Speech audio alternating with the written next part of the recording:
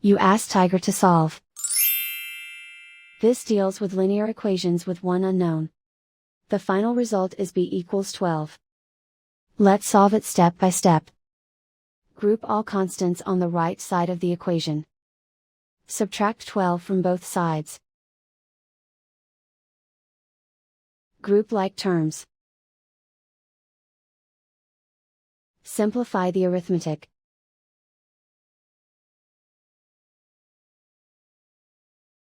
Convert the b into a positive number.